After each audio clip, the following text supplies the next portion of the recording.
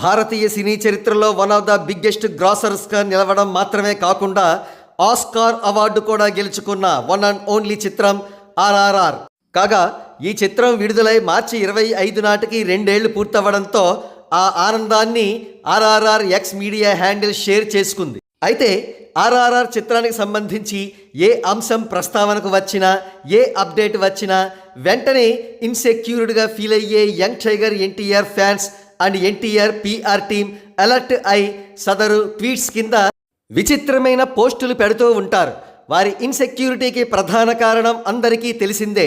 ఆర్ఆర్ఆర్లో global star Ram Charan main హీరోగా, young tiger NTR side క్యారెక్టర్లో కనిపించిన విషయం తెలిసిందే. అయితే ఆ అంశాన్ని కవర్ చేసుకోవడం కోసం ఎన్టీఆర్ని కృత్రిమంగా బోస్టప్ చేస్తూ ఉంటారన్నమాట.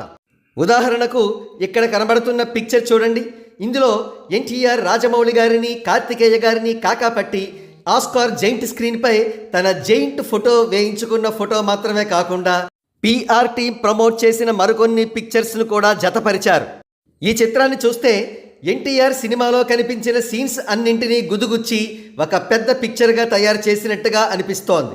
ఈ చిత్రంలో ఎన్టీఆర్ నవరసాలతో కూడిన నటన చేయడం కనిపిస్తోంది. ఈ చిత్రంలో మాత్రం నవరసాలు కాదు, 12 రసాలు కనబడుతున్నాయి. ఇది గ్రాఫిక్స్తో కూడినటువంటి చిత్రం. మరి ఎన్టీఆర్ ఫ్యాన్సే ఇంత చేసినప్పుడు చిత్రం మెయిన్ హీరో రామ్ చరణ్ గారి ఫ్యాన్స్ ఇంకెంత చెయ్యాలి అని అడుగుతున్నారా? వారు ఎంతో చెయ్యలేదు, చాలా సైలెంట్గా డీసెంట్గా ఉన్నారు.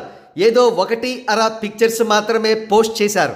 చివరికి ఆర్ఆర్ఆర్ రిలీజ్ అయి 2 సంవత్సరాలు పూర్తయిన సందర్భంగా ఐఎండిబి వారు వేసిన ట్వీట్లో కేవలం రామ్ చరణ్ గారి ఫోటోలు మాత్రమే ఉన్నటువంటి పిక్చర్ను కూడా రామ్ చరణ్ గారి ఫ్యాన్స్ ప్రమోట్ చేసుకోలేదు.